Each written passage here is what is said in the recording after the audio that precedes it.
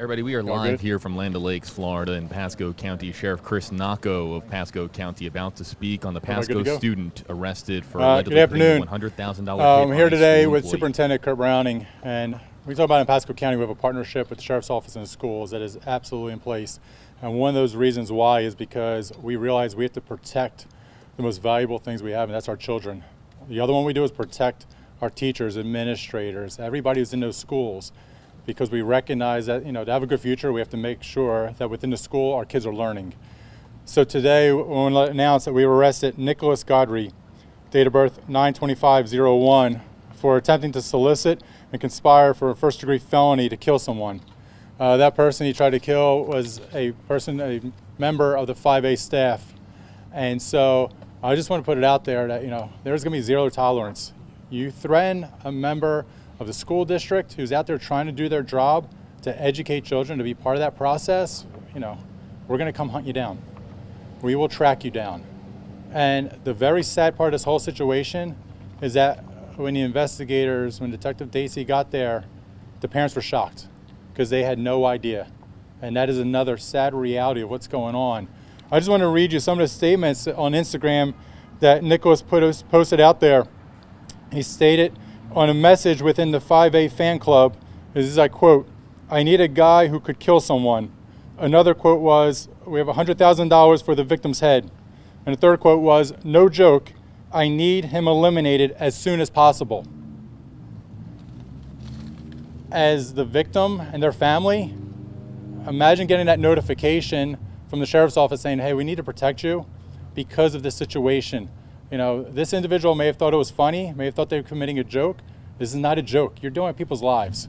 And this is another warning out there to anybody. You're going to put somebody in that type of situation where they feel like their life is threatened for doing their job. We will protect that person and we will come after you.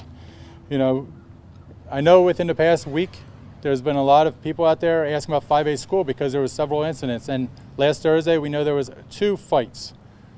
We've made arrests in those fights. Lieutenant Ferguson can talk about that.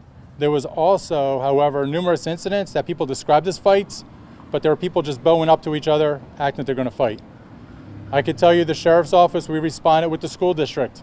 And from a sheriff's office standpoint, we send more people than we needed to because we were going to send a message. We had our dogs in there, we had our deputies in there, because we're sending a clear message that that school is run by the administration and the teachers, not by the students. For those students and parents that want an education, we were there to show support, overwhelming support, because there was a vast majority of those kids in there just want to get an education. They just want to learn. They didn't want to get caught up in the riffraff of approximately 13 people that were doing the wrong thing. For the over thousands of kids in there that were doing the right thing, we're there to support them. Moving forward, we will have another SRO in the school, so there will be 2 SROs in that school. Because I can tell you, the SRO who's there now does a fantastic job. Josh does a great job. But we want to make sure there's an extra presence because we want the parents, we want their kids to be reassured that we are there. And for the teachers and the administration, that they are supported. Again, I go back to the fact, there will be consequences for negative actions. We will not sit back and allow people to threaten other people or to harm other people, especially in a school. It's not going to be tolerated, not in this county. And with that, I want to thank Superintendent Kurt Browning, because as I said, when we talk about protecting our kids and working together, there's not a better partner I have in that. Thank you, Sheriff. Quite honestly, I'm tired of meeting with the press or with the public, announcing the foolishness that goes on with the behavior of some of our kids. The social media issues are incredibly disruptive to our mission to educate kids in this district. First off, I cannot thank Sheriff Nacco and his team enough for what they do for us as a school district or for our families every day, every hour, and it doesn't stop 8 to 5. It is a 24/7 job that they have, and I am very, very appreciative. One of our top priorities in this district is to ensure that our kids are safe. When this situation came up, they were very quick to respond, both with protection for the individual. But then this morning when I rolled out of bed and I had a text waiting for me that indicated they had arrested this young man, that quite honestly has ruined his life by a simple threat on social media. I was elated that we had apprehended him, but very saddened by what this young man has just done to the rest of his life. And this is the message that I have tried to get through to all of our students across this district. I have begged with students, I have pled with parents to know what your kids are doing on social media and who they're talking to. It is a community effort. The issues at 5A High School, I will tell you, oftentimes schools get blamed for what goes on, but I've said this over and over again, we are a microcosm of the communities in which we serve. I am begging and pleading parents to step up and step in and help us keep order and keep civility in our schools, not just at 5A, but across this district. So we are grateful again to Sheriff Nocco and his team for apprehending this young man, and we continue to make school safety a priority in this district.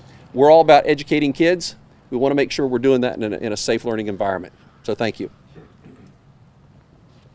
Any questions? Sheriff, what was Godfrey's beef with the staff member? I don't know. I asked Detective Dacey, but I really, from talking to them, it didn't seem like there was anything. You look at his past, it wasn't like this was a bad student. This adult was, the record did not show somebody who had a consistently bad, terrible issues. But yeah, it is one of those things that surprises, because it goes back to it. It doesn't matter if somebody says I was joking. It doesn't matter what their intent is. When you do it and you post it out there on social media, you committed that crime. But I'll let Detective Dacey go a little further into it to see if there was anything to that. Now, after speaking with Mr. Godfrey, he did not have any clear direction or, I guess, plan as to follow through with this, as he said, but more of he was joking around, which seems to be getting a lot of children and students in trouble. But he was clearly angry with the staff member. Do they have some kind of confrontation? As far as we can tell, nothing. Can you give us the position? I know you can't give us the identity of the staff member. Mm-hmm. He's just a faculty member. So the teacher. Staff member at 5A. Was this one of the students involved in the previous fights, one of those 13 students? I don't believe so. Did he have any interaction with the staff member and the student? As far as I know, he had not. So he says it was a joke, is what he's claiming. Yes. Did he have access to $100,000? I'm not aware of his finances. How was it brought to your attention? Was it other students on Instagram that showed it to you, or? It was brought to the attention of the school resource officer. Was he a senior? I believe so. Just talk about the parents' reaction when they were informed, what they said about their child, how they characterized him. They were just surprised. A good kid doesn't get in trouble. And they're just very surprised. And What could he charged with? he was charged with a conspiracy to commit murder. It's a first-degree felony. And he was sending direct messages, it wasn't comments, he was sending a direct message to another student? Yes. Just have a question for the superintendent. You guys talked about the fights, and now parents are getting the news of this today. We've also heard privately from teachers who say they don't feel safe and don't feel like they can speak up for fear of retaliation. Are there any steps you guys are planning to take to make them feel less afraid to speak out? I've been superintendent for 7 years in this district. And one of the things that I continue to hear from the faculty or staff in the district is that this whole notion about retaliation. I challenge folks, give me the number of the people that have been reprimanded or fired or disciplined in this district because they've spoken out. And that number is 0.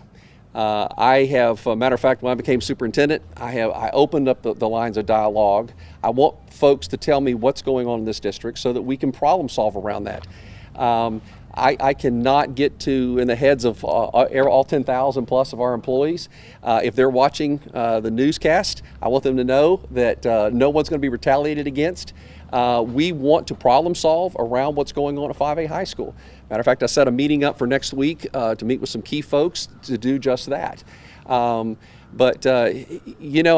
keep going back to that whole notion that what's happening at 5A High School is a result of kids not understanding respect, kids not understanding civility, thinking they've got to take it to a fight.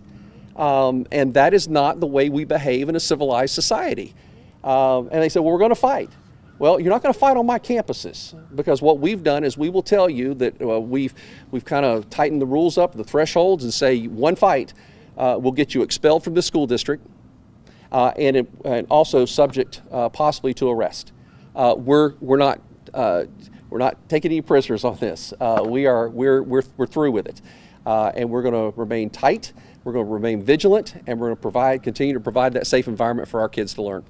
Now, I know some parents have expressed wishes to be able to sit down with the principal and kind of talk about solutions or ideas in wake of fights, and I'm sure now this news. Previously, it was said they should go to the school advisory council. That's a 5 p.m. meeting. Is that something the principal will be at where they can get those questions answered? I don't know the specific answer to that. I know that every school has a school advisory council. I'm not sure that's the forum that they would need to do that with, but I'll leave those kind of decisions to the principal. I think one of the things that you will find is probably next week, after we have an opportunity to problem solve, probably some type of parent meeting, community meeting may be in order. And we may certainly do that once we figure out what the approach needs to be. He has not been expelled as of yet. We have a process in place. That recommendation will come before the school board as soon as staff has the opportunity to prepare the necessary forms and investigation and then get it to the school board. I will make that recommendation. Was he arrested at school or at home? He's At his residence. At his residence. Other questions? Good. All right. Thank you, everybody. Thank you, folks. Appreciate you being here.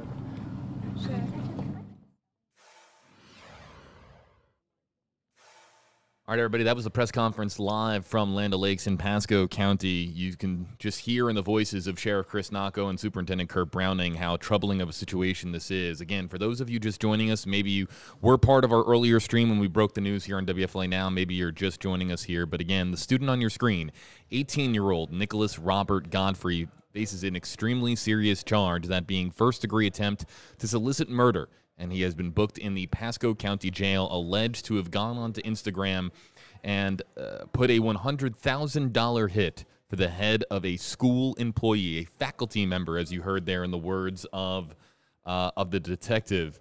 Not necessarily a teacher, as we were talking about earlier, but a faculty member or a school employee at 5A High School in Hudson, Florida, right in Pasco County. Again, if you missed the beginning of the press conference or if you missed our earlier stream, the words were in the direct messages on Instagram, Godfrey writing allegedly, "I need a guy who could kill someone. No joke, I need him eliminated as soon as possible." End quote. Offering $100,000 for the victim's head. That victim said to be working at 5A High School. I know a lot of you here on Facebook Live extremely troubled by this story, and you can hear it again in the voices of Sheriff Chris Nacco and Superintendent Browning that they are fed up, quite frankly, fed up with what's been taking place in Pasco County schools, specifically in 5A High School with fights and so on and so forth. They are. Let's go over some of the notes here from the press conference, because we did learn a lot here from the press conference that just ended a short time ago. They're going to be adding a school resource officer, an additional SRO. So 2 school resource officers are going to be on staff there at 5A High School. Superintendent Browning says that the 18-year-old here on your screen, again, Godfrey, has not been expelled, but it sounds as if that he is going to be putting forth a recommendation for him to be expelled. He is believed to be a senior at the school. And the quote from Superintendent Browning, "He ruined his life." And then also in speaking to the nature and fights at 5A High School and what's going on in the school system, "No respect for civility," was the quote from Browning, and "One fight will get you expelled." One fight will get you expelled. They are begging parents to step up, know what their kids are doing on social media, who they're talking to, but they also said that it's not just on the parents, it's also on other members of the community. Again, we talk about it all the time here on WFLA Now with various stories, but if you see something, say something. This was broadly, we were talking about this earlier in our first stream. We didn't know how this was brought to the attention of school administrators, how it was brought to the attention of local law enforcement, but we're being told that somebody brought it to the attention of a school resource officer. Again, those Instagram messages with again the accused, 18-year-old Robert Godfrey, accused of writing those messages on Instagram, wanting the head of a school faculty member at 5A high school. We also learned from the detective that we were wondering about this earlier, whether or not this was something that was meant to be taken seriously, but joking around was the words that were used by the detectives in response to what Godfrey had said in his defense. If I remember that correctly from the press conference, that this was just a case of joking around in the estimation of Godfrey. And then also, too, that Sheriff Chris Nacco, I'm just going through all my notes here, everybody, that Sheriff Chris Nacco and Superintendent Browning noting that this was not a student with necessarily a terribly bad or poor record of being a bad student. The word that they used was surprising, that Godfrey would do something like this, or again, alleged to have done something like this. So surprising was the words that they used, and then also that the parents were extremely surprised that when they traced the IP address of those Instagram direct messages to Godfrey's home, and they arrived at Godfrey's home in Newport Richey, the parents were said to be extraordinarily surprised and I would imagine quite alarmed. Another thing too, another note that I jotted down here: so many of you asking, how could a high school student have $100,000? Well, first of all, we've never said in any case, in any which way, that he had $100,000 to give away for something like this.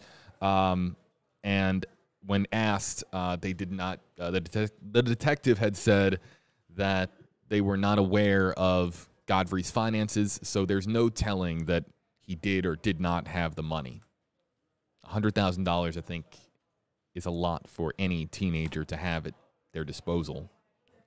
So it is very likely that the $100,000 doesn't exist, though that wasn't implicitly implied here at the press conference. So that's the latest that we have here from Land O'Lakes, Florida, everybody. From Pasco County, you heard from Pasco County Sheriff Chris Nacco. You heard from Superintendent Kurt Browning.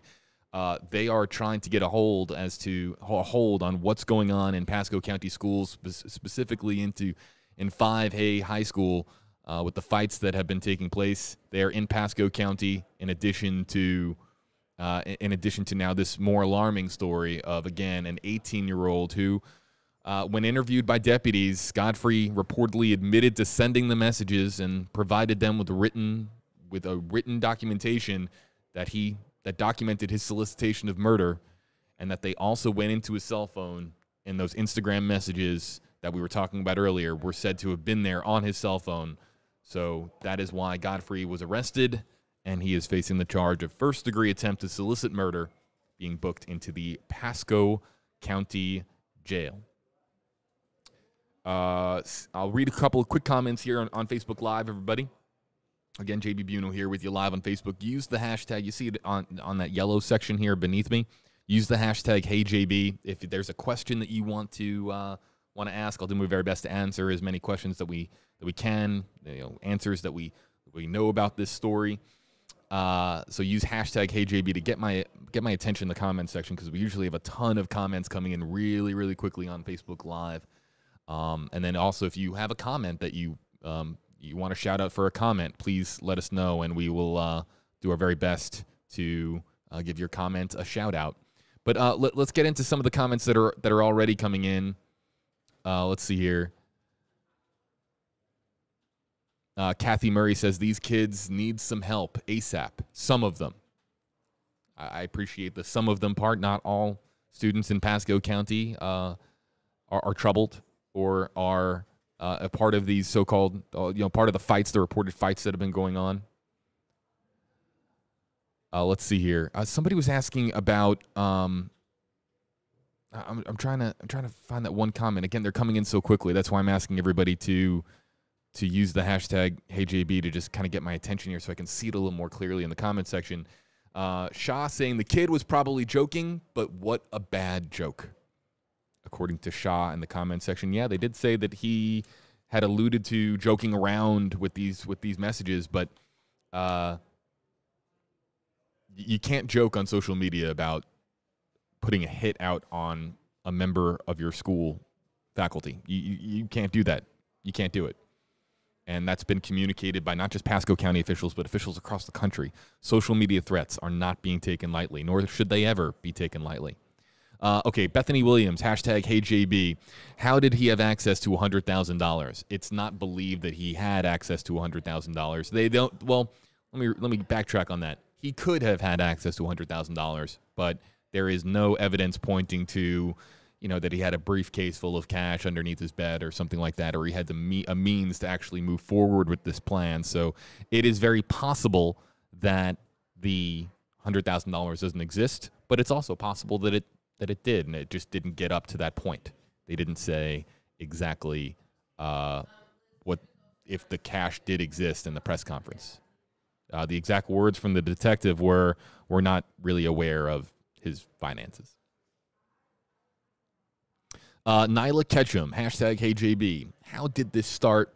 How was law enforcement informed? So we aren't exactly sure who came forward with the messages, but somebody took the Instagram messages to the school resource officer. There is one school resource officer at 5A high school. They are now going to be, in light of recent events with this story, they are now going to be adding an additional SRO, so another school resource officer. That's going to put 2 on campus at the high school. But somebody came forward with the Instagram messages, Nyla, and they showed it to the school resource officer, who then did the appropriate thing and informed area law enforcement. An investigation was launched.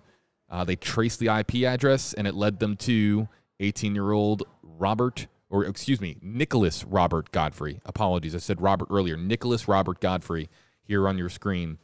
And Godfrey, when deputies arrived at his house in Newport Richey, he did not deny. Instead, he reportedly admitted to sending the messages.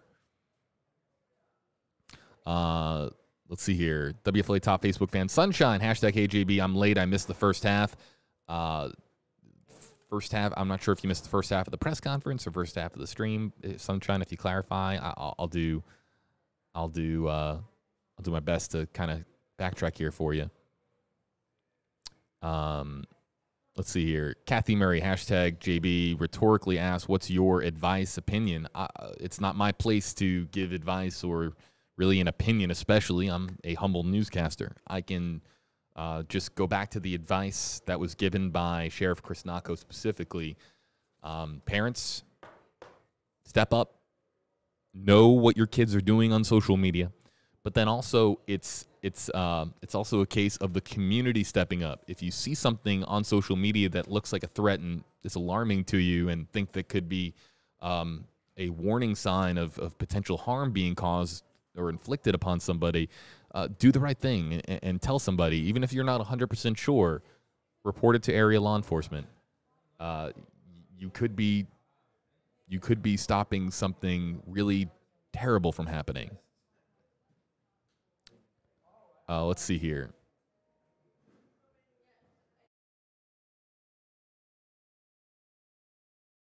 Patricia Boren saying, hashtag HeyJB, children are the windows inside of their household.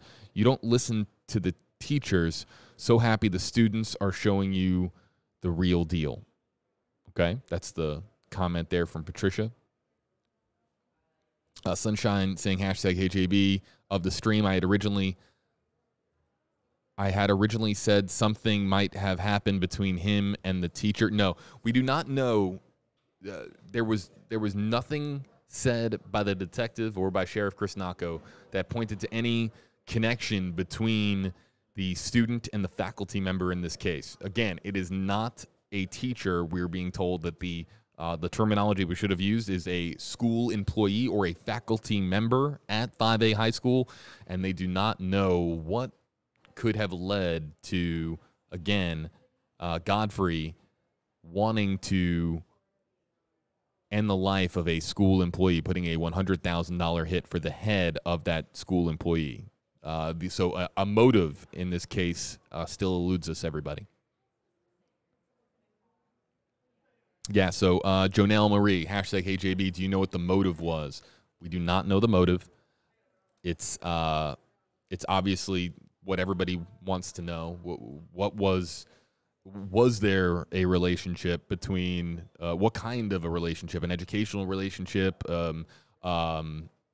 any kind of relationship that existed between the student and this victim at 5A high school? What would have led, whether it was jokes or whether it was actually a plot, something more serious, something more sinister, what would have led a 18-year-old to say on social media that he wanted the head of a faculty member at his own high school? What would have led him down that path?